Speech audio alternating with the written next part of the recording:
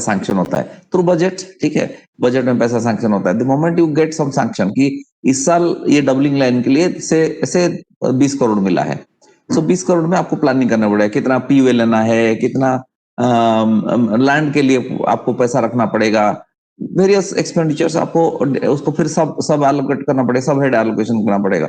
वो करते करते finally you will come to some, yes, anything, some material part also, जहां जो कि आप स्टोर्स के थ्रू प्रोक्योरमेंट करेंगे। सिमिलरली मान लो यू आर इन मैकेनिकल, ये तो आपको वर्कशॉप में भी कुछ कुछ आता है कि इस बार आपके हर कोच में जैसे ये लगेगा, एक कुछ एक्स्ट्रा रेलवे बोर्ड थिंग्स कि ठीक है will improve the coaches by doing this, तो एक एक्स्ट्रा पैसा सैंक्शन करेगा। So now you have to go for procurement of those items ताकि आप उसको फिट कर सकते हैं। So that's why it comes, so estimate से आता है या फिर programme for repair and maintenance आता है। तो इस टाइप के आपको, जैसे आपका कोई एसएनडी डिपार्टमेंट में क्या होता है कि आपको आता है कि कोई भी केबल आपको नया खरीदना पड़ा, रिलेज नया खरीदना पड़ता है, ये सब चीजें नया खरीदना पड़ता है। हर साल एक सैंक्शन आता है कि इस सेक्शन में अभी हम लोग सिग्नलिंग सिस्टम को चेंज करेंगे, तो उसके लिए एक्स्ट्रा पैसा आएगा। तो पैसा जो आएगा उसमें से you will divide some part into material, some part into service contracts, इस टाइप का। तो मटेरियल्स पार्ट्स को आप रिक्वेशन बना के स्टोर्स में देते हैं, ठीक है। So, but I'll tell you, wherever we procure material, in this last time, I don't remember whether I told you, we try to convert non-stock item into stock items, ठीक है। Stock item इसलिए बनाते हैं कि stock item बनाने से ही rates come down drastically, 30 to 40% rate कम हो जाता है। बिकॉज व्हाट हैपेंस ना, वी मेक स्टैंडर्डाइज पार्ट्स, उसका डिस्क्रिप्शन स्पेसिफिकेशन बना लेते हैं, स्टैंडर्डाइज करते हैं, तो सबको समझ में आता है कि अच्छा अच्छा ये चीज मांग रहा है railway. So a lot of competition happens. Of course competition का मतलब है you will get good price and rates will come down. तो इसलिए हम लोग रेलवेज में, वी ऑलवेज, रेलवेज में क्या हर चीज में आप देख लीजिए, if you see, have you seen Amazon एक ऑफर करता है सब्सक्राइब एंड सेव, ठीक है। सब्सक्राइब एंड सेव का मतलब क्या है कि आप बता दीजिए कि हर कितने महीने में आप कितना क्वांटिटी लेंगे, पहले से बता दीजिए। 3 महीने में एक मुझे शैम्पू चाहिए इस टाइप का, या फिर कोई वे प्रोटीन चाहिए, जो भी आप ये करते हैं। तो there are some item which can be subscribed, तो उसमें वो बोलता है कि अगर आप 3 आइटम से ज्यादा बता देंगे तो 10% का सेविंग दे देंगे। सी मतलब by standardization and stocking you are able to predict कि कितना मुझे क्वांटिटी चाहिए, by that they are offering you 10%। तो मतलब rates basically come down quite huge amount, मतलब 20-30% तो रेट कम हो ही जाता है, बिकॉज यू नो कि इन एडवांस कि इनको इतना चाहिए, ठीक है। So this is the advantage of standardization and stocking. तो इसलिए we in railways encourage standardization and stocking of items then buying through non stock. तो रेलवे का रूल है कि अगर कोई आइटम 2 बार से ज्यादा खरीदते हैं साल में, 50,000 से ज्यादा वैल्यू का, तो इट शुड बी स्टॉक्ड, ठीक है। ये उसका ये है, but it should be stocked, it's not that you are forcibly stocking it. Use a departments call, और वो बोलेगा नहीं नहीं ठीक है, इसको स्टॉक करने की जरूरत नहीं है क्योंकि आगे बहुत ज्यादा जरूरी नहीं होगा, तो ठीक है, you can keep on buying through non stock also, okay. Now how do we buy this? There is a proforma for non stock procurement. एक फॉर्मेट है, S1302 है, उसको कहते हैं। S1302 कैसे दिखता है मैं आपको दिखाता हूं, sorry. This looks something like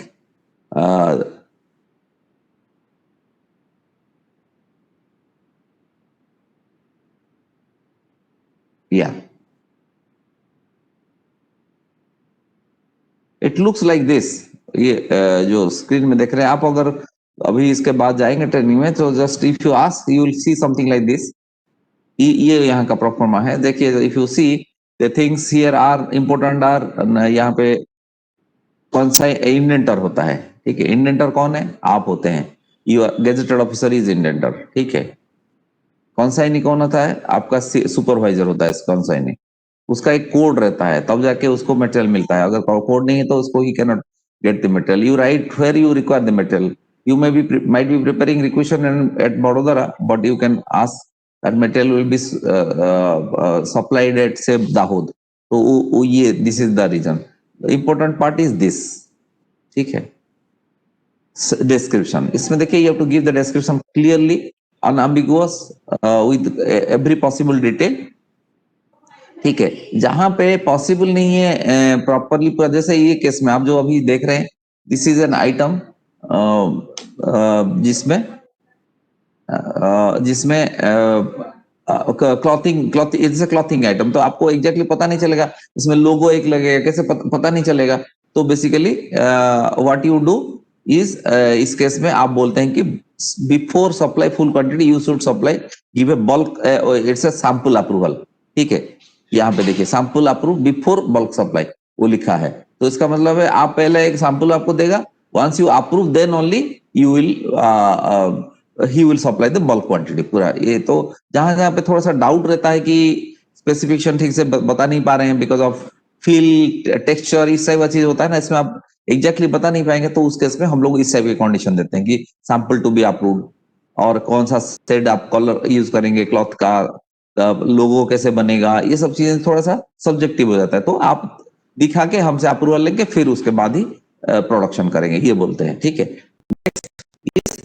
estimate, इसको हम लोग एस्टिमेट कहते हैं कि पार्ट को। ठीक है, एस्टिमेट कैसे आता है, ये एक्चुअली आपका एस्टिमेट है, 2,15,000 कुछ वो ये एस्टिमेट कर रहे हैं इसमें। ठीक है, तो इसमें कहां से एस्टिमेट बनता है, या तो आप पहले इसको खरीद चुके हैं तो आपके पास एलपीआर है, एलपीआर लास्ट परचेज डेट। ठीक है, तो यहाँ पे आप डिटेल दे देते हैं कितना रुपए में खरीदे थे तो टोटल वैल्यू कितना होगा, ये आपका एस्टिमेट बन जाता है। ठीक है, इसके हिसाब से आप परचेज करते हैं। देन ऑफ कोर्स बाकी चीजें जो है ये सब डाटा बाकी भरना पड़ता है, आप लास्ट कितना परचेज किए थे, ऑल दो things, but important part of this requisition is funds provisioning. ठीक है, so basically you have to provide fund कि हमारे पास पैसा है। रेलवे जब तक आप फंड्स नहीं देंगे तो railway will not purchase. Railway का एक हम लोग का, वी आर वेरी गुड पे मास्टर्स, तो जैसे स्टेट गवर्नमेंट का होता है ना, कोई मटेरियल खरीद लिए 2 साल तक पेमेंट नहीं दे रहा है तो बैठे रहते हैं, तो हमारा वो नहीं है, हमारा पहले पैसा है या नहीं तब जाके आगे कॉन्ट्रैक्ट करेंगे, अदरवाइज कॉन्ट्रैक्ट नहीं करते हम लोग।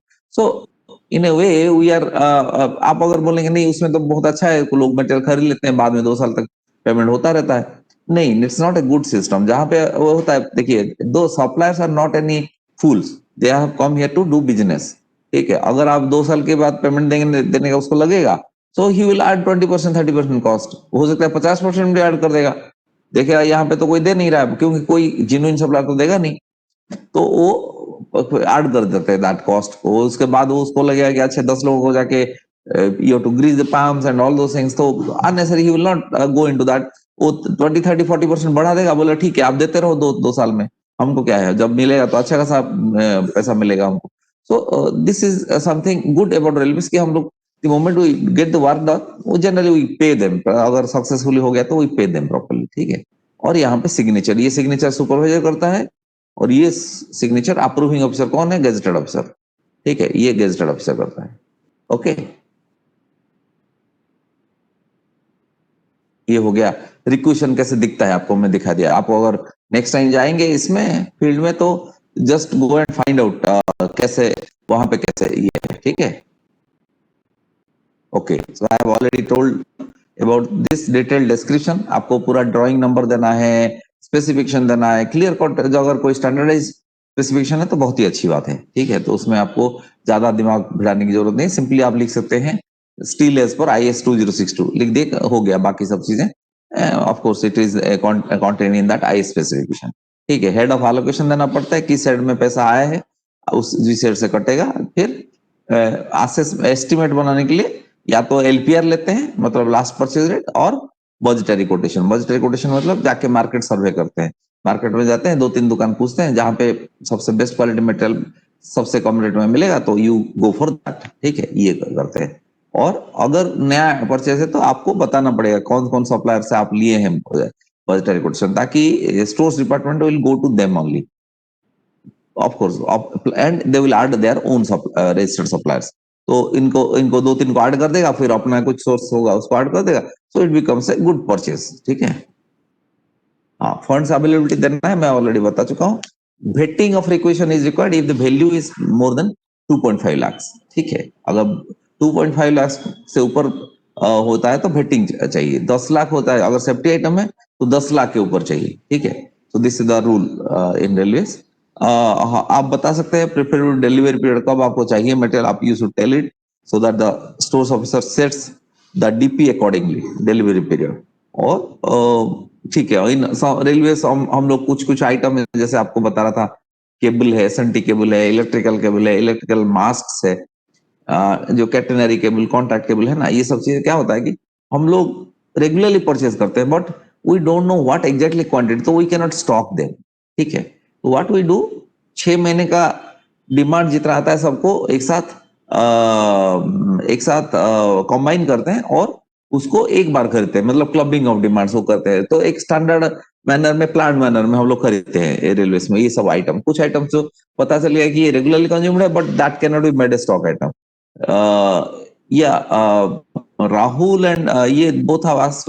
In fact, you are asking question. I am very happy that you are asking this question. Otherwise, what happens? I am finding that people are not asking. Then I am also. I think that you people understand those things. Finance vetting इस time में नहीं पढ़ाएगा राहुल, आपके जो अभी finance का class चालू हो गया ना? I think they must have told you, but anyway let me tell the what is finance vetting. Finance vetting is basically checking the correctness of the document. तो मान लो एक आप रिक्वेशन बना के इसमें लिख दे 5 कंप्यूटर है, 2.5 लाख रुपए, ठीक है। आपको सैंक्शन कुछ मिलता है, पहला काम है सैंक्शन मिलना। एसओपी के हिसाब से एक सैंक्शन मिलता है, सैंक्शन लिए हैं भट्टिंग कॉन्फ्रेंस करके, सैंक्शन लिए सब कुछ। सपोज वो मिलने के बाद आपको 4 कंप्यूटर सैंक्शन होता, आप 5 कंप्यूटर लिख दिए, या 40,000 का कंप्यूटर सैंक्शन होता, आप 50,000 लिख दिए। सो भेटिंग में ये सब चीजें चेक होती है कि नहीं, ठीक है, ये सब जैसे सैंक्शन हुआ ऐसे ही तो डॉक्यूमेंट बना है ना परचेज करने के लिए। क्योंकि एक बार स्टोर्स में चला गया परचेज करने के लिए तो स्टोर्स वाला तो परचेज कर लेगा अपना, वो वेट नहीं करेगा बाकी किसी के लिए। मान लो there is something wrong and you send it to stores procures the item, the moment a contract is made, now you cannot come out of the contract। तो अभी प्रॉब्लम क्या होगा, there will be issues regarding payment कैसे हो गया, ये सब चीज स्टार्ट होगा। तो इसीलिए बेटर है रेलवे एक सिस्टम बनाए कि अगर 2.5 लाख से ऊपर, मतलब एक लिमिट्स के ऊपर अगर कोई परचेज होता है तो एक बार फाइनेंस चेक करेगा उसका कि ठीक है, जो जैसे मांगा है वैसे तो ये हुआ है, ऐसा तो नहीं कोई गलत ये तो नहीं दे दिया, मतलब डाटा कुछ गलत तो नहीं दे दिया। तो एक बार चेक करेगा बस, उसमें और कुछ करना नहीं है, ठीक है। BQ is budgetary quotation, Akans, it is budgetary quotation, ठीक है। And okay, let me go back. What Subham he is asking. This is actually specification, standard specification I am talking. जैसे IS स्पेसिफिकेशन होता है ना, BS is what your Bureau of Standards, वही IS का जो ये है, या फिर international standard, you can take any specification. IRS Indian railway standard specifications भी है, RDSO स्पेसिफिकेशन है, you can use your own railway space, you can say that East Coast Railway specification number this, you make a specification, okay। And LPR is a last purchase rate, BQ is budgetary quotation। Basically मैं जो आपको दिखाया था अभी थोड़ी देर पहले requisition, उसमें ये चीजें जो है इसमें जो बजट जो जहां पे एस्टिमेट दिखा रहा था ना मैं, वो वही है जो LPR का कहां से रेट लाए, LPR से लास्ट परचेज रेट आपके पास रहता है कि ठीक है लास्ट टाइम हम परचेज किए थे इस रेट में, तो उस रेट को आप देते हैं, ठीक है। Okay. The important part from user side is once you get the material, it should be consumed within reasonable time. Otherwise, there will be questions of why you procured it. अगर आपको नहीं चाहिए था तो आप लिए क्यों इसको, अगर आपको 1 साल के बाद ही चाहिए था तो इतने जल्दी लेके क्यों पैसा ब्लॉक किए। सो you will be questioned also. So you have to take care of that part. Okay. So okay, that's all about non-stop requisition. I'm not taking a lot of time on that because that will not be very बाद में आपको हो सकता है induction में जब आएंगे, once you go and see how the requisition looks like and all, कैसे परचेज होता है थोड़ा बहुत आइडिया कर लीजिए जब भी आप once you go for field visits।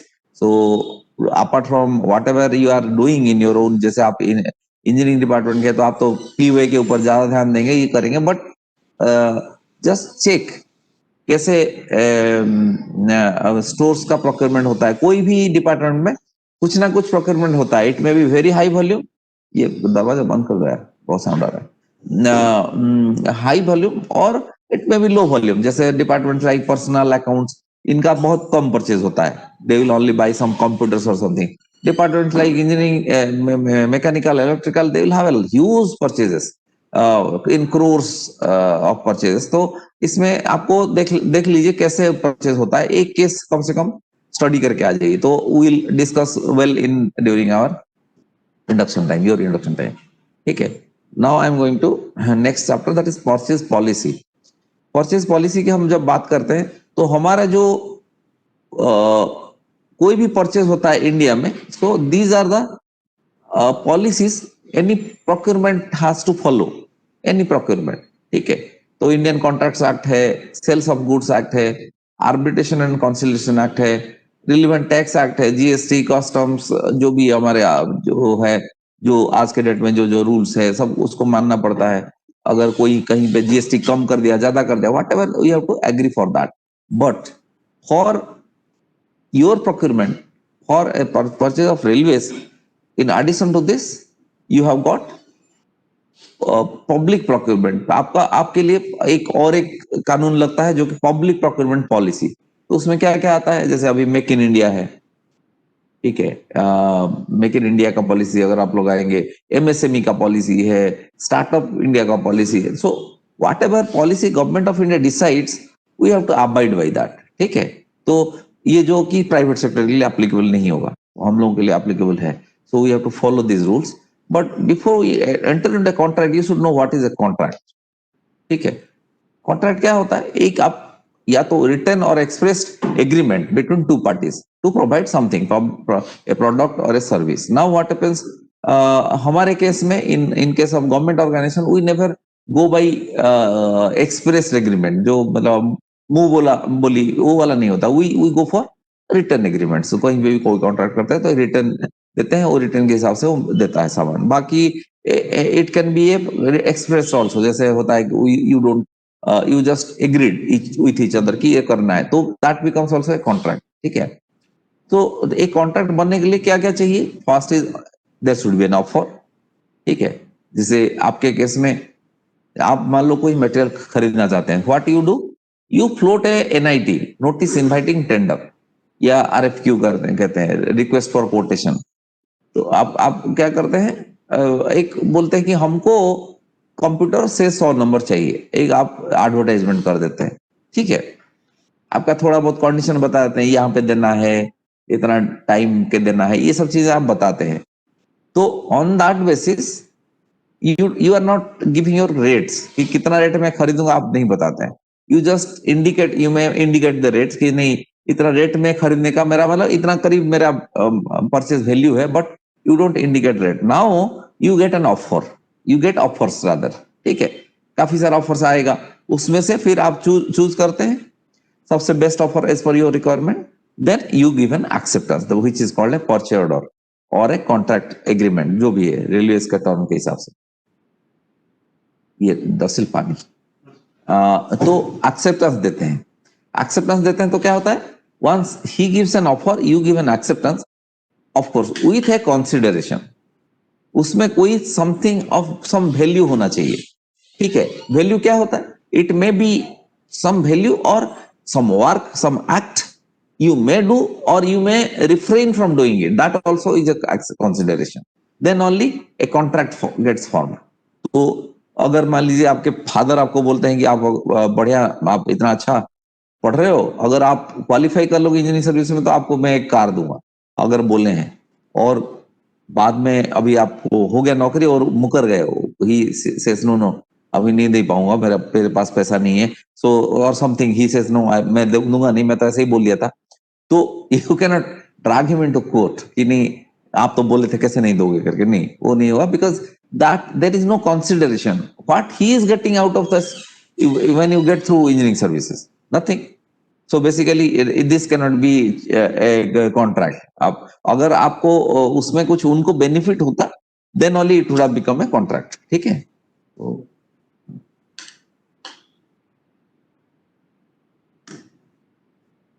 Okay, ये हो गया। फिर capacity of the parties to do the agreement is मतलब he has to be a minor major and mental ability. तो you cannot have a contract with a minor person or a person with unsound mind जिसका proven already है।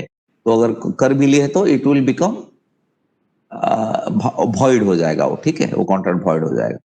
फिर intent, your intent has to be clear, it has to be legal and clear. जो आप बोलते हैं exactly उसी हिसाब से contract will be done. You can not ask to have a garden with a house if you have made a contract for house only. अगर आपको garden भी चाहिए तो you should have mentioned in the contract itself. अगर नहीं किए हैं तो you can not ask for a garden, ठीक है। And legally enforceable, contract legal. You can not give a contract for a super killing कि मैं इसको पैसा देता हूं, तुमको 50 लाख लेके जाओ, उसको मार दो, वो 50 लाख लेके भाग गया। Now you can not go to the court and say that you can not say that ये मेरा there it's a contract and he has failed. So because the whole your act itself is consideration is illegal, so basically all your EA will be illegal, your contract itself will be illegal. Okay, types of contract in railways. हमारे railway में हम लोग basically 3 type का contract करते हैं। एक supply contract जो सब मेनली स्टोर डिपार्टमेंट करता है, एक वर्क्स कॉन्ट्रैक्ट जो मेनली इंजीनियरिंग डिपार्टमेंट करता है। मैं मेनली बोलता हूं इसलिए कि थोड़ा बहुत हर चीज में है। जैसे सप्लाई कॉन्ट्रैक्ट में लो वैल्यू परचेज है या फिर ट्रक प्रोक्योरमेंट है, ये सब इंजीनियरिंग डिपार्टमेंट करता है। लो वैल्यू परचेज सब डिपार्टमेंट खुद ही कर लेते हैं, ये सब अलाउड है थोड़ा बहुत। वर्क्स कॉन्ट्रैक्ट में वैसे ही अगर ये कोई आपका अपना कॉन्ट्रैक्ट है, जैसे मैकेनिकल का कोई वर्कशॉप में कोई कोच रिलेटेड वर्क है, so mechanical department will do, कोई दूसरा डिपार्टमेंट नहीं करेगा। सिंपली स्टोर्स में भी अगर स्टोर्स का कुछ वर्क्स रिलेटेड कॉन्ट्रैक्ट है तो स्टोर्स करता है, it doesn't go to works contract, मतलब सिविल इंजीनियरिंग डिपार्टमेंट। तो ये हो गया दोनों मेन ये। और एक है सर्विस कॉन्ट्रैक्ट। सर्विस कॉन्ट्रैक्ट में क्या होता है कि it can be expenditure contract और एन अर्निंग कॉन्ट्रैक्ट। तो एक्सपेंडिचर कॉन्ट्रैक्ट में यू स्पेंड मनी, ठीक है, दैट इज एक्सपेंडिचर कॉन्ट्रैक्ट। तो जैसे कोई भी आप हायरिंग ऑफ व्हीकल करिए, हाउसकीपिंग करिए, क्लीनिंग कॉन्ट्रैक्ट करिए, आपका ये सब उसमें आ जाता है एक्सपेंडिचर कॉन्ट्रैक्ट, जिसमें रेलवे को पैसा खर्चा करना पड़ता है। बाकी और एक कॉन्ट्रैक्ट है अर्निंग कॉन्ट्रैक्ट। अर्निंग कॉन्ट्रैक्ट में वी अर्न मनी। तो बेसिकली अगर आप कहीं पे एडवर्टाइजमेंट करने के लिए देते हैं, बिल बोर्ड्स लगाने के लिए, या फिर आप एक कोई आपका लैंड देते हैं, उसमें डेवलप करो, यू डेवलप सम स्टेशन और समथिंग और ए मॉल, कुछ भी करो, then you earn some money out of that, ठीक है, that is earning contract. Service contract का ये पार्ट है। तो ये हो गया, ये सभी डिपार्टमेंट करते हैं सब। ये जैसे आपको एक बढ़िया एग्जांपल बताता हूँ अर्निंग और एक्सपेंडिचर कॉन्ट्रैक्ट के डिफरेंस में। जैसे हम लोग टिकट बनाते हैं ना अपने, रिजर्व टिकट, मैनुअल टिकट जो है, तो we use to print them those tickets, और उसको एक we use to pay something for that tickets. तो पर पीस से 1 रुपया टाइप का जो भी whatever that was being paid by railways to the ticket printing fellow. Then somebody came up an idea कि नहीं, why don't we put advertisements आगे पीछे और साइड में, एडवर्टाइजमेंट क्यों नहीं देते हैं? तो इसमें तो क्या उल्टा हो जाएगा। And that happened when we put advertisements and we started getting money out of that, instead of spending we got money, so an expenditure contract became an earning contract, ठीक है। It's a very good example of how you can earn money out of expenditure also, ठीक है। I'll be discussing mainly today about supply contracts, ठीक है। Although I'll tell you 90% of things, works contract हो, service contract हो या supply contract हो, are the same, ठीक है, ज्यादा डिफरेंस नहीं है। थोड़ा बहुत कहीं पे रूल्स में डिफरेंस है, अदरवाइज बहुत ज्यादा डिफरेंस नहीं है। So I will be covering supply contract today. Basically supply contract को हम लोग 3 टाइप का कॉन्ट्रैक्ट डिवाइड करते हैं। जो 3 अभी देख रहे हैं आप स्क्रीन पे, उसमें I will start from this fix quantity और डिलीवरी कॉन्ट्रैक्ट। जो जितना भी हमारा कॉन्ट्रैक्ट होता है, जहां पे हम लोग टेंडरिंग करते हैं, कुछ बोलते हैं 100 पीसेस चाहिए, 3 महीने के अंदर चाहिए, एक पर पीस का 100 रुपया दाम है, that is a fix quantity delivery contract. उसमें डीपी फिक्स है, डिलीवरी पीरियड फिक्स है और क्वांटिटी फिक्स है। ये दोनों फिक्स है, ठीक है। ये फिक्स क्वांटिटी डिलीवरी कॉन्ट्रैक्ट इसको कहते हैं। Next I will come to rate contract. Rate contracts are basically जो है, पहले होता था एक डीजीएसएनडी करके ऑर्गेनाइजेशन, ठीक है, directorate general of supplies and disposal करके। आप लोग को पता नहीं होगा because by the time you started appearing in engineering service this service was abolished। Basically हमारे टाइम पे था एक आईएसएस करके होता था, इंडियन सप्लाई सर्विस। तो उसमें अगर आप जाते हैं तो यू ज्वाइन इन डीजीएसएनडी। तो उसमें they use to place rate contracts, ठीक है। रेट कॉन्ट्रैक्ट्स क्या करते हैं, they will do some contracts for general items, bulbs है, ट्यूबलाइट्स है, गाड़ी है, ये सब के लिए रेट कॉन्ट्रैक्ट कर देते हैं। और आपको उसके through you have to place supply orders. There the quantity and consignee they don't fix, ठीक है, they will not fix anything, they will only fix the rate.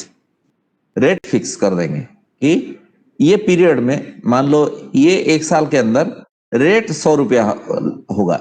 बाकी then DDOs, direct demanding officers, हर unit में एक एक रहते हैं, they will place the order, ठीक है। They will exactly define how much quantity and who will be the consignee. ये दोनों चीज वो लिखेंगे, किस में लिखेंगे, सप्लाई ऑर्डर में लिखेंगे। वो that is not A purchase order, it's a supply order, क्योंकि पहले एक रेट कॉन्ट्रैक्ट हो चुका है, ओनली एक सप्लाई ऑर्डर देते थे, ठीक है। ये होता है रेट कॉन्ट्रैक्ट, ठीक है। रनिंग कॉन्ट्रैक्ट में क्या है, क्वांटिटी फिक्स्ड है। रनिंग कॉन्ट्रैक्ट जो होता है जनरली हमारे है रेलवे बोर्ड देता है, या फिर डीएलडब्ल्यू ये लोग देते हैं। वो उसमें क्या होता है, क्वांटिटी फिक्स रहता है। से 1000 पीस सप्लाई करना है, ठीक है, in this 1 year, what ever time, एक टाइम पीरियड एक रहेगा। नाउ इट इज द डीडीओस, ये वो कभी भी मांगेगा। 200 पीस आज मांगेगा, फिर 300 पीस मांगेगा 2 महीने के बाद, फिर 300 पीस मांगेगा, इस टाइप का। उसके जब भी खत्म होता रहेगा वो मांगता रहेगा। तो बेसिकली जैसे हम लोग एचएसडी ऑयल के लिए करते हैं उस टाइप का कॉन्ट्रैक्ट, ग्रीस के लिए करते हैं। ये सब चीजें क्या होता है कि रेलवे बोर्ड एक बड़ा सा कॉन्ट्रैक्ट कर लेगा, सबका डिमांड ले लेगा, सभी रेलवेज का लेके बड़ा सा कॉन्ट्रैक्ट कर देगा। बोलेगा अब ईस्ट कोस्ट को 10,000, साउथ ईस्टर्न को 15,000, वेस्टर्न रेलवे को 20,000, इस टाइप का पूरा उसका क्वांटिटी बता देगा। ये जो 10,000 पीस ईस्ट कोस्ट को जाना है, east coast can take the material whenever they require. एक साल के अंदर खर्चा करना है, ठीक है। 2,000 आज ले लिया, 3,000 फिर दो महीने के बाद ले लिया, इस टाइप का। इसमें क्वांटिटी फिक्स होता है।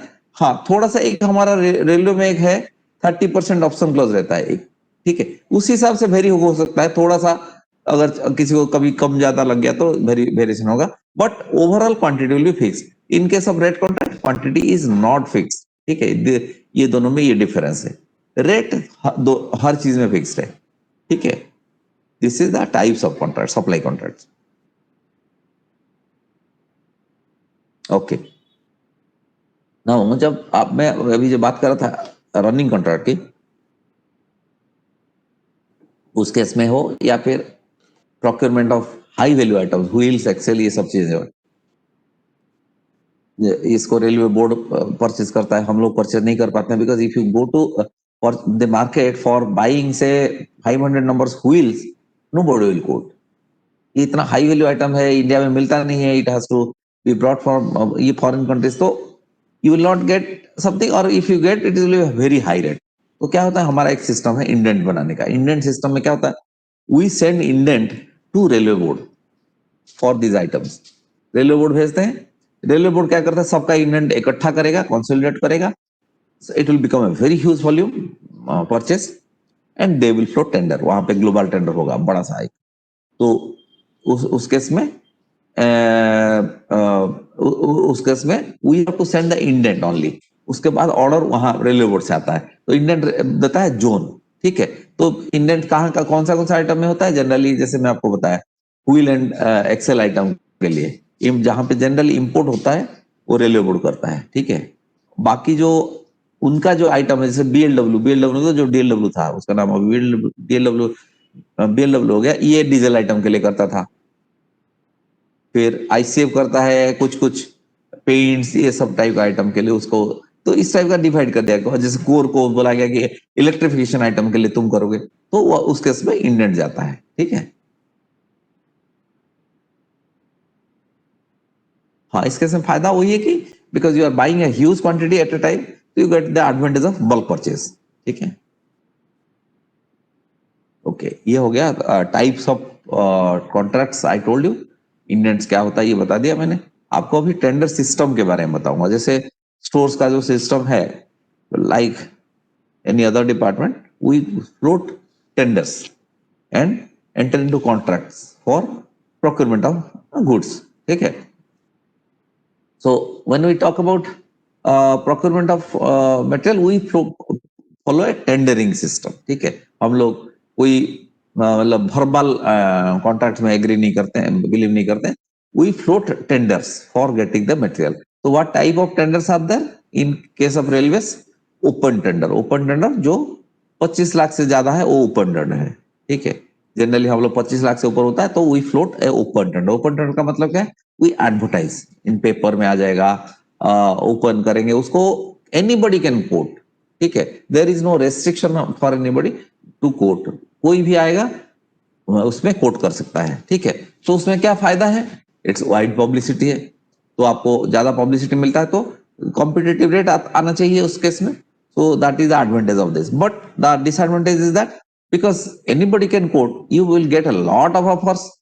आपको हर ऑफर को जज करके उसको पास ओवर करना पड़ेगा या फिर एक्सेप्ट करना पड़ेगा। So it takes quite time consuming. इसमें फिर तीसरी टाइप का बैठता है, एक टेंडर कमिटी बैठेगा, ये सब ड्रामा बहुत सारा ये है, तो it takes a lot of time. So you have to, you can not say that मैं आज मटेरियल ये करके ओपन टेंडर में करके मुझे 1 महीने के अंदर मटेरियल चाहिए, नो, मिलेगा नहीं। तो इसलिए generally for open tender is taken for 25 lakh से ऊपर के इसको लिए ओपन टेंडर हम लोग करते हैं। ठीक है, उसके नीचे लिमिटेड टेंडर आता है जो वैल्यू 25 लाख से नीचे होता है। We don't go for a open tender, we only call few people जिनको हम लोग जानते हैं, वो are approved sources for us, उनसे ही लेते हैं और इमीडिएटली प्रोक्योर कर लेते हैं। हो सकता है इवन हमारा रूल है कि 1 दिन के अंदर भी टेंडर ओपन कर सकते हैं अगर अर्जेंट है तो। ठीक है, तो जल्दी आप ओपन कर दिए, इमीडिएटली एक्सेप्ट कर दिए, मटेरियल भी हो गया, हो सकता है हफ्ते के अंदर मटेरियल भी आ जाएगा। तो that is limited tender system. ठीक है, उसमें लिमिटेड टेंडर सिस्टम को दो दो पार्ट हम लोग किए हैं डिवाइड। एक है ऑर्डिनरी एलटी, तो नॉर्मल जो 25 लाख से नीचे है उसको ऑर्डिनरी एलटी, और इसको स्पेशल एलटी। ठीक है, स्पेशल एलटी, स्पेशल एलटी क्या होता है? Value is more than 25 lakh, फिर भी हम एलटी कर रहे हैं, इसलिए उसको स्पेशल एलटी कहते हैं। तो क्यों करते हैं? अगर कोई आइटम बहुत अर्जेंट है, सेफ्टी आइटम है, अर्जेंट है, आपको जल्दी चाहिए, आप अगर चलेंगे इस प्रोसेस में जो ओपन टेंडरिंग सिस्टम है, तो it will take its own time. तो वी गो फॉर स्पेशलिटी। उस केस में अप्रूवल लेते हैं, कॉम्पिटेंट अथॉरिटी जो भी होगा उसे अप्रूवल लेके स्पेशलिटी कर लेते हैं। उसमें क्या होता है कि हम लोग, जैसे हमारे बहुत सारे आइटम है जो सेफ्टी आइटम है, वाइटल आइटम है, they are procured from RDSO sources. RDSO approve करता है कि ये 6 वेंडर ही दे पाएंगे इसको, और कोई नहीं दे पाएगा। तो अगर वही 6 वेंडर के पास जाना है, तो even if you go for A 1 crore purchase और 5 लाख परचेज, डजंट मैटर, आप तो उन्हीं से ही लेना है। So go for LT, why you float LT? उस केस में हम लोग इसको यूज करते हैं। ठीक है, weekly bulletin, this is a very typical of stores department working. ये और कहीं डिपार्टमेंट में नहीं होता है। वीकली बुलेटिन क्या है? स्टोर्स में we have got a lot of item purchase to purchase but low value. ठीक है, क्या डिफरेंस है? Working difference between stores and other other tenders, मतलब स्टोर्स कॉन्ट्रैक्ट्स और सर्विस कॉन्ट्रैक्ट हो या वर्क्स कॉन्ट्रैक्ट में, ये है कि in stores you buy a lot of items but low value. However, in case of works contract, there will be few number of procurements, but very high value। जैसे एक senior DMM महीने में हो सकता है 100 से 150 केस एक्सेप्ट करता होगा, बट एक सीनियर डीएन उसका काउंटर पार्ट जो होगा हार्डली 1-2 केस एक्सेप्ट करता है महीने में। बट उसका 1-2 केस होगा 4 करोड़, 5 करोड़, 6 करोड़ का। स्टोर्स का जो ये करेगा 2 लाख से लेकर 10 लाख, 20 लाख, 50 लाख तक जाएगा। ठीक है, तो हमारा परचेज मेनली उसी के अंदर सीमित है। तो इसलिए हम लोग क्या करते हैं, हमारा एक अप्रूव पैनल लिस्ट बना देते हैं पहले से ही। We have an approve panel for that zone. तो मान लो 2000 लोग ऑलरेडी अप्रूव्ड है इसमें, हर ग्रुप में। जैसे आपको उस दिन समझाया था ना, डीजल लोको आइटम में मान लो 100 लोग ये है, कैरेज एंड वैगन के लिए 150, इस टाइप का, टीआरडी के लिए 200, इस टाइप का लोग ऑलरेडी रजिस्टर्ड है। हम लोग क्या करते हैं, कोई भी अगर आइटम खरीदना है, मान लो डीजल लोगों का, हम लोग का पास 5 फार्म है जो एलटी फार्म है, जिनको हमको पता है कि ये लोग देते हैं हमको सामान, उनको एक एलटी इंक्वायरी भेज देंगे, उसके साथ हम एक बीटी इंक्वायरी भेजेंगे, बुलेटिन टेंडर इंक्वायरी, ठीक है, टू दिस 100 पीपल जो लोग रजिस्टर्ड है, तो मिला के 105 लोगों के पास हम लोग इंक्वायरी भेजे। Now with 105 people in the participation, the rates are almost nearing to OT, open tender जैसे हो जाएगा ये। तो we get the advantage of both, LT का एडवांटेज और ओटी का कॉम्पिटिटिवनेस, दोनों मिला के ये बुलेटिन टेंडर होता है, ठीक है। और लास्ट में सिंगल टेंडर। सिंगल टेंडर कहां पे इश्यू करते हैं, या तो आइटम पीएससी होगा, पीएससी क्या होता है, proprietary article certificate, proprietary article certificate, okay, let me write in ये, then only it will be clear, नहीं तो इसमें आपको पता नहीं चलेगा क्या मैं लिख रहा हूं। प्रोप्राइटरी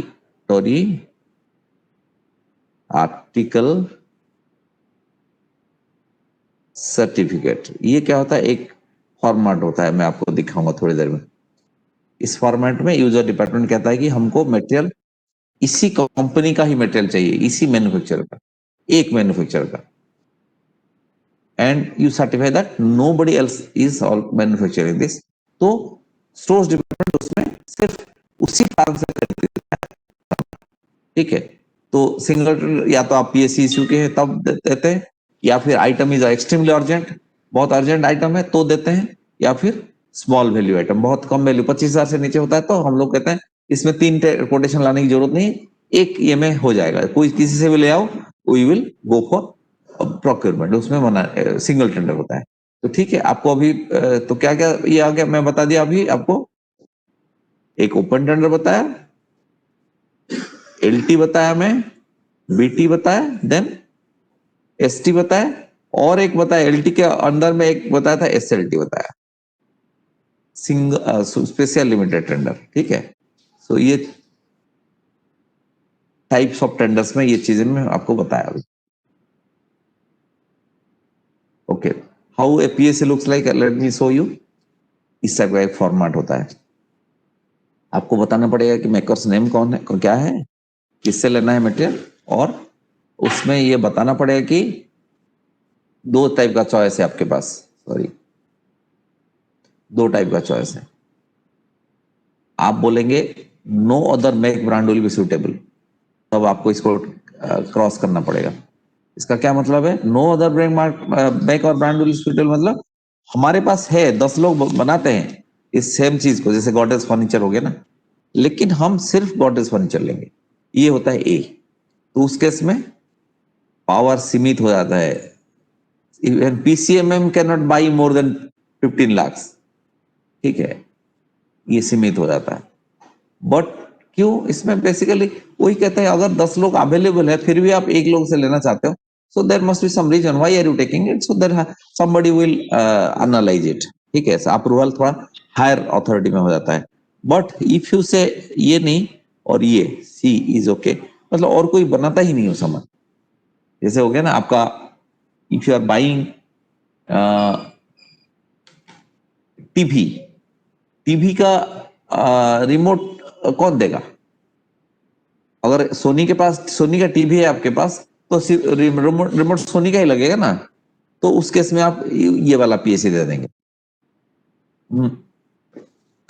हाँ, the only thing difference is that इस केस में what is BT, bulletin tender, I told you ना अंकित, जस्ट मैं फिर let me go back to that slide then I will tell you. Okay, so इस case में क्या होता है कि जहां पे अगर सिंपल एक ही फार्म है उससे लेना है, कोई दिक्कत नहीं, you can just sign it and your powers are very high, I will show you that. The only thing people hear about this is, ये देखिए, इसके लिए डरते हैं लोग साइन करने, क्यों, इसमें आई है, personal certification is required, not not it is here by certified type का, वो अलाउड नहीं है। ठीक है। Okay, ST is single tender, ठीक है। मैं sorry, BT you are asking ना? बीटी इज बुलेटिन, यहाँ पे बोला ना वीकली बुलेटिन, तो बुलेटिन टेंडर इसको कहते हैं हम लोग, bulletin tender BT. Okay, PSC format दिखा था, इसमें पावर है 75,000 तक।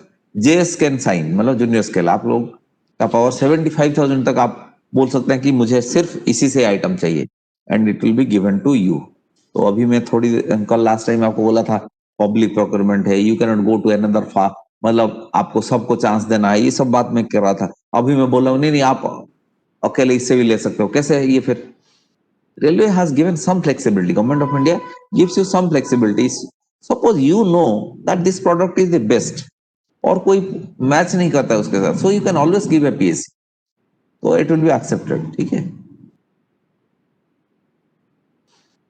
ओके, ये हो गया आपको टाइप्स ऑफ टेंडर में बता दिया। अभी मैं आपको बताऊंगा प्रोसेस, टेंडर प्रोसेस कैसे होता है रेलवेज में।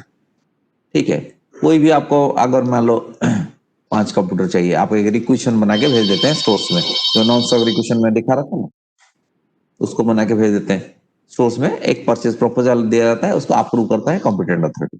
ठीक है, उसको कॉम्पिटेंट अथॉरिटी अप्रूव करने के बाद it is publish in OT. For case of OT we publish in newspapers. For ST, LT और SLT there is no advertisement.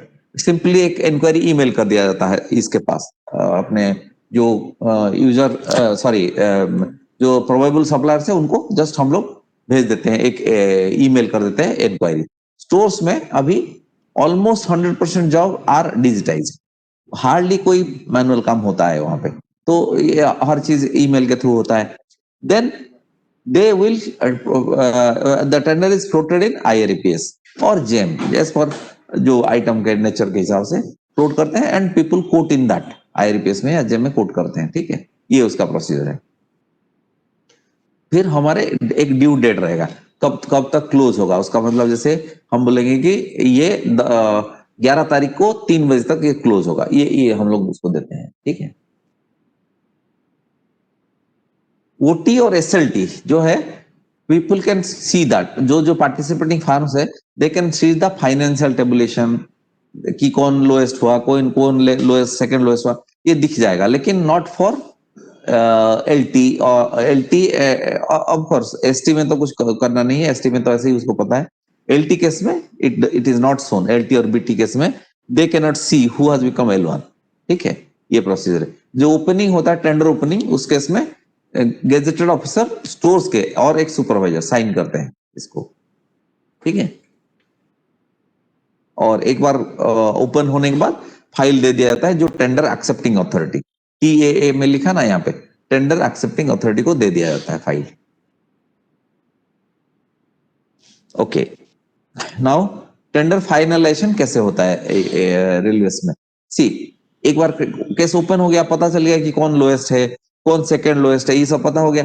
अब होता है कि आपके पास ऑप्शन क्या है, या तो एक्सेप्ट करेंगे या रिजेक्ट करेंगे कोई भी ऑफर को। अगर कोई ऑफर को रिजेक्ट करते हैं तो नेक्स्ट ऑफर में जाएंगे आप, उसको चेक करेंगे, ये वाला सिस्टम है। तो हमारा केस में क्या होता है कि अगर वैल्यू 50 लाख से कम है तो हम लोग उसको डीए केस कहते हैं। ठीक है, डीए मतलब direct acceptance case. Below 50 lakh, below 50 lakh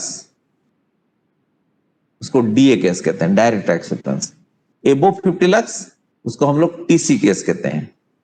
ठीक है, तो जहां पे डायरेक्ट एक्सेप्टेंस होता है सिर्फ स्टोर्स ऑफिसर खुद डिसाइड कर लेता है, वो सिंपली थोड़ा सा अगर चाहिए तो थोड़ा सा टेक्निकल कंसल्टेशन कर लेगा, उससे पूछ लेगा भाई ये ठीक है, अगर वो वहां से आ जाएगा उसको देख के अपना एक्सेप्टेंस कर देगा, फाइल भेज देगा परचेज ऑर्डर बना के।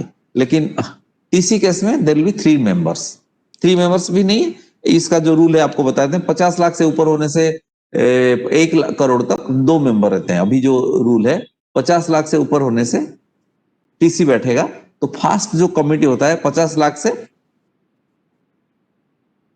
1 करोड़।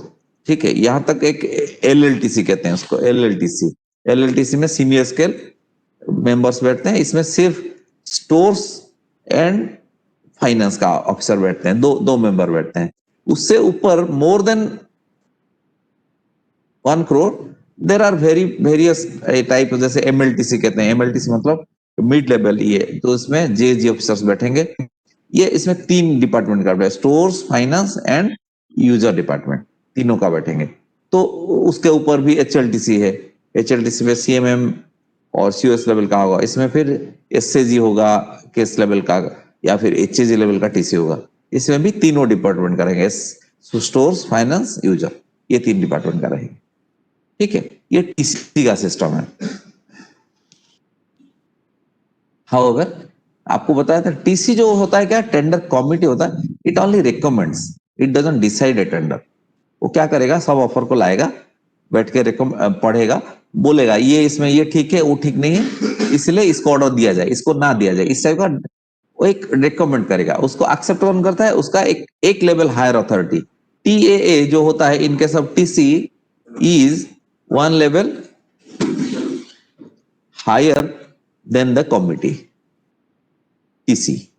जैसे टीसी अगर सीनियर स्केल का हुआ तो TA will be in JG, TC अगर जेजी का हुआ तो टीए विल बी एसएजी का, इस टाइप का। और एसएजी का हुआ तो एचएजी, एचएजी का मतलब पीसीएमएम लेवल का हो गया, अगर पीएचओडी लेवल का तो जीएम एक्सेप्ट करेंगे, इस टाइप का सिस्टम है। ठीक है, but please understand, TA is the final authority, जो tender accepting authority, he is the final authority, nobody can challenge his authority. Once he accepts it, मान लो टीसी बोला कि इसको दे दो 50 पीस, इसको दे दो 20 पीस, इस टाइप का, TA can accept it, TA can reject it completely, बोलेंगे नहीं नहीं कोई एक भी ठीक नहीं है, वो अपने हिसाब से देंगे, मॉडिफाई कर सकते हैं, टेंडर डिस्चार्ज करते हैं, सब कुछ पावर उनके पास है, nobody can challenge him, it will go for ये भेटिंग हो जाएगा और निकल जाएगा पीओ। जो बाद में जो बात होगा वो अपने इंटरनल करते रहिए, बट एक्सेप्टेंस अगर हो गया तो नोबडी कैन चैलेंज इट। तो ये है टीए का पावर। ठीक है, ये कमिटी होता है एसओपी का एक, जैसे मैं बता दिया 50 लाख से ऊपर, ये वो सब कमिटी उसी हिसाब से, एसओपी एक होता है उसी हिसाब से बनता है। ठीक है, और lowest tender value is the criteria for the TC. अगर वैल्यू 60 लाख का है तो एलएलटीसी बैठेगा, 1 करोड़ से ज्यादा हो गया तो एमएलटीसी बैठेगा। ठीक है, इस टाइप का। अगर पहला 2 ऑफर एलएलटीसी में आया, 5 करोड़ हो गया, तो इट विल गो टू एमएलटीसी, फिर दूसरे कमेटी के पास चला जाएगा फाइल। ठीक है, ये इसका सिस्टम है। अगर आप डिस्चार्ज भी करना है तभी भी टीसी के थ्रू ही करेंगे आप। ठीक है, stores member is the convener in case of TC. ठीक है, he will put off the case to the TA, जो कि एक लेवल हायर होता है। ठीक है, और बेस्ट इज डिसेंटिंग नोट, जो लास्ट में लिखा हो ना, डिसेंट नोट एक बड़ा अच्छा कॉन्सेप्ट है, रेलवेज में बहुत ही अच्छा कॉन्सेप्ट है, और पर्टिकुलरली स्टोर्स डिपार्टमेंट में इसको काफी रिलीजियसली फॉलो किया जाता है। Suppose there are 3 members in a committee, तीन तीन ज्ञानी लोग हैं उसमें, तो ऐसा नहीं कि हर केस में तीनों राजी हो जाएंगे, many times difference of opinion comes, railway doesn't discourage that, वो कहता है आप दे सकते हैं आपका ओपिनियन। तो मान लो कोई केस में ऐसा हुआ कि 2 मेंबर बोले कि नहीं एक्स डिसीजन लो, थर्ड मेंबर बोलता है नहीं नहीं वाई डिसीजन लो, तो ऐसा नहीं कि मेजोरिटी प्रिवेल्स, वो वाला नहीं है system. They will give that opinion, 2 लोग अपना बोल देंगे ये हम ऐसे बताते हैं। जो थर्ड मेंबर है वो बोलेगा नहीं नहीं मैं because of this reason I want to have a decision Y, दूसरा डिसीजन।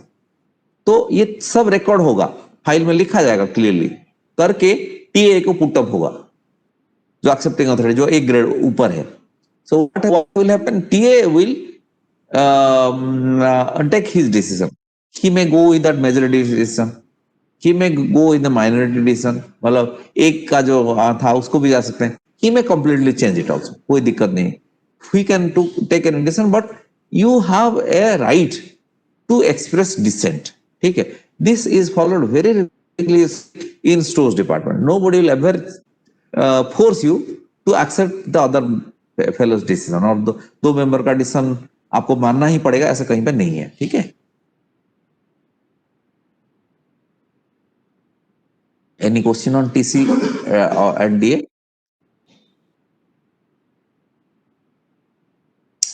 ओके, अगर नहीं है तो मैं फिर नेक्स्ट बता दूं टेंडर फाइनलाइजेशन कैसे होता है हमारे स्टोर्स में। स्टोर्स में क्या, every department will have the same principal.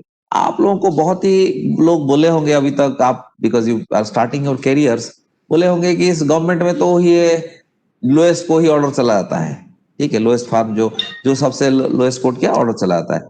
Please understand this is totally false, ठीक है। हमारा जो सिस्टम है, हम लोग हमारे जो वार्ड है उसको कहते हैं, जस्ट एक मिनट, आप अच्छा क्वेश्चन पूछ रहे तो मैं पहले पीछे जाता हूँ। अब you have asked what is HLTC power, जो है पावर है काफी, basically I was not telling you because आज के डेट में बहुत ज्यादा जरूरी नहीं है, तो अननेसरी आपको आपका दिमाग को ज्यादा ये करना मैं नहीं चाहता हूँ। बस आप पूछ रहे हैं, जस्ट बता देता हूँ, इट विल नॉट कम इनको ये एग्जाम्स में नहीं पूछूंगा, ठीक है, डोंट वरी।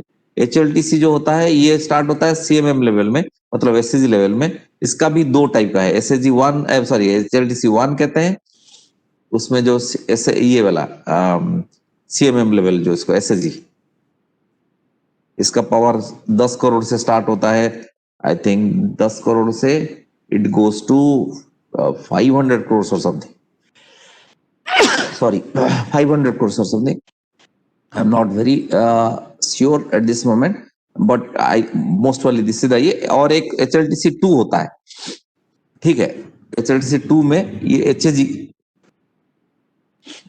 एचएजी लेवल का टीसी होता है, कहाँ गया, एचएजी लेवल एबोव 500 करोड़, ये इसको जीएम एक्सेप्ट करते हैं केसेस। तो ये हर डिपार्टमेंट में यही रूल है, आपके इंजीनियरिंग में भी यही रूल आएगा, कोई सर्विस कॉन्ट्रैक्ट करेंगे तो इसमें भी यही रूल ही एप्लीकेबल होगा, ठीक है।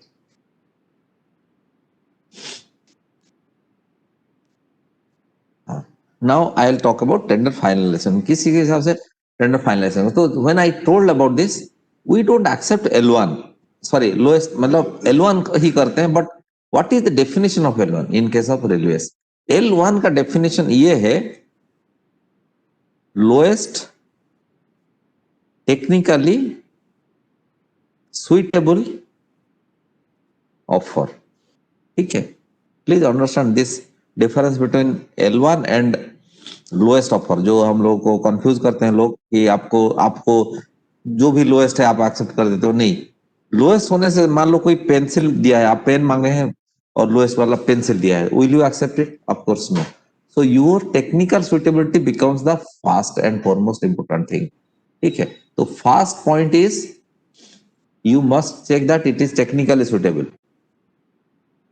Second is rate reasonability, अगर technically suitable है तो rate reasonability में उतरिए आप, नेक्स्ट पॉइंट में देखिए, then only it becomes L1, ठीक है।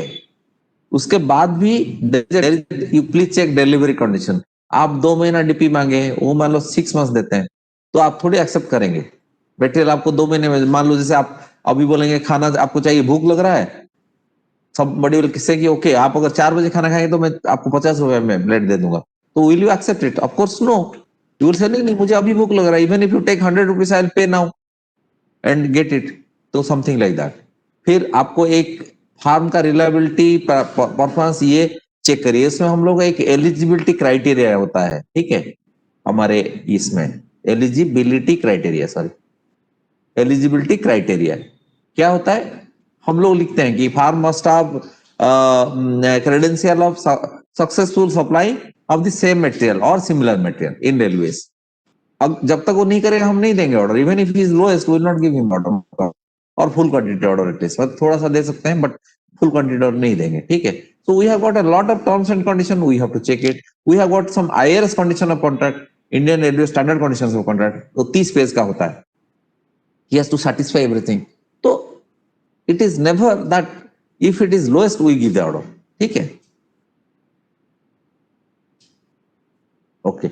उसके बाद एक बार ऑर्डर केस डिसीजन होने के बाद रिकॉर्डिंग कर देते हैं, जो accepting authority he will write in his ये कि इसके ऊपर इसको मैंने एक्सेप्ट किया करके, then purchase section purchase order बनाता है, पीओ साइन होता है, अकाउंट्स के पास जाता है वेटिंग के लिए, अगेन जो वेटिंग के आपको बता रहा था ना, रिक्वेशन का वेटिंग 2.5 लाख वाला पावर, इसमें 8 लाख तक स्टोर्स का ये वेटिंग नहीं होता है, 15 लाख अगर सेफ्टी आइटम है तो उसके ऐसे ही चला जाता है, उसके बाद मतलब विदाउट वेटिंग भी जाता है। स्टोर्स केस में थोड़ा सा मतलब 8 लाख तक अलाउड है वो without waiting.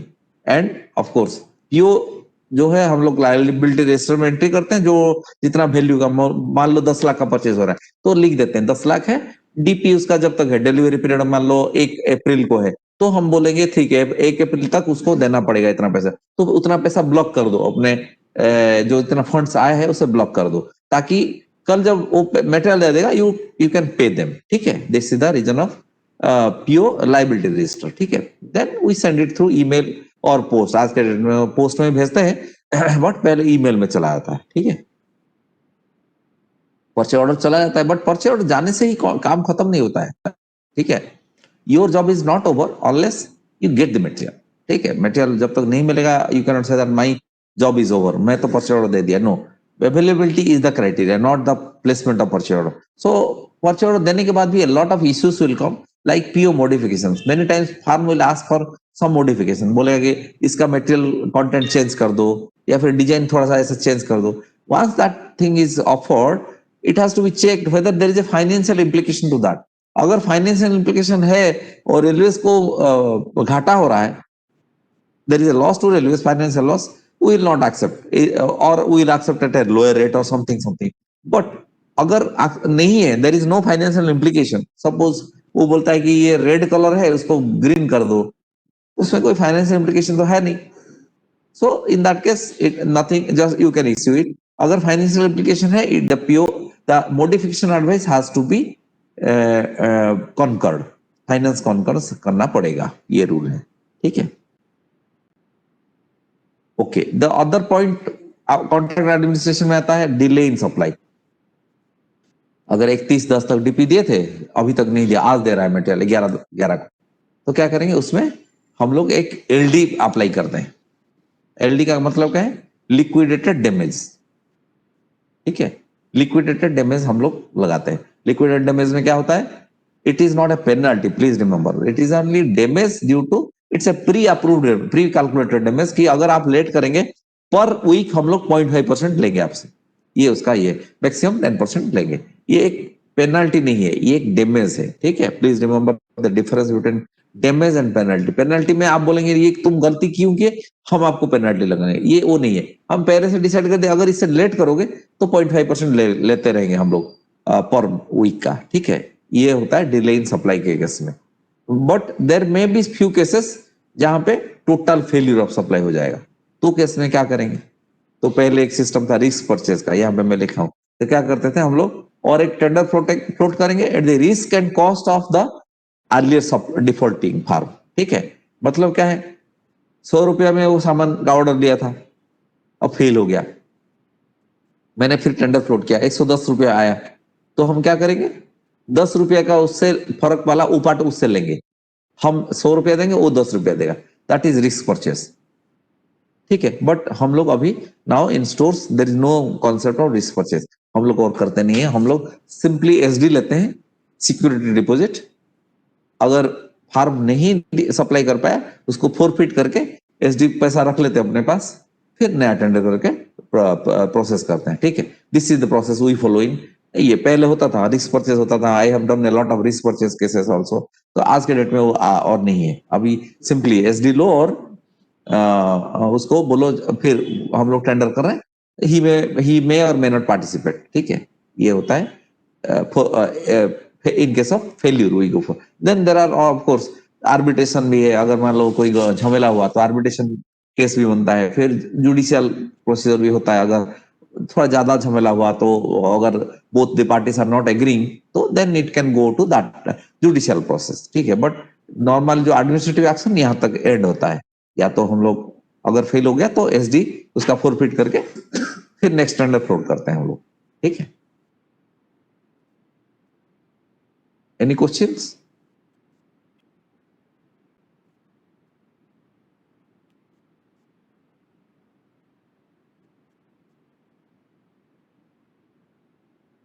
Any questions? You can ask your questions, अगर इसमें कोई डाउट रहा राइट फ्रॉम द बिगिनिंग, पूरा पूछ सकते हैं मेन जीए से। अगर आपको अभी नहीं पूछना है तो मत पूछिए, कोई दिक्कत नहीं है, we'll have a face to face interaction, you can ask questions also, तो उस टाइम में भी पूछ सकते हैं। Think about this questions and you can ask during, आज 4:30 बजे होगा, उस टाइम में पूछ लीजिए। ग्रुप 3A के लिए, 3B के लिए कल है, ठीक है। So but again I tell you this is optional, अगर आपको नहीं आना है तो कोई ये नहीं है। But if you want to come, you don't have to come in formal dress also. आप खेलने भी जा रहे हो तो आप with that dress you can just come and from there you can proceed for playing sports, कोई दिक्कत नहीं है, ठीक है। So any further questions? या Akansh has asked a question. Slide sufficient है? Generally, yes. I will not ask many things beyond the slides, but for exams purpose, reading material is there. जो site में आपका नया site में already uploaded है, go through that, ठीक है।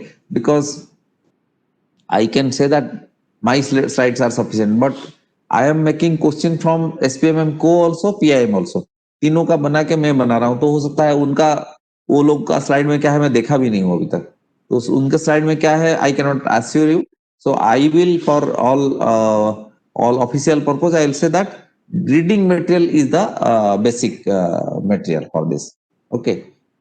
For my part, I will not ask anything beyond this, whatever slides I have shown. Okay. Fine. I think if there is no other question, I will stop here. Thank you very much for listening to me so patiently. And I hope we will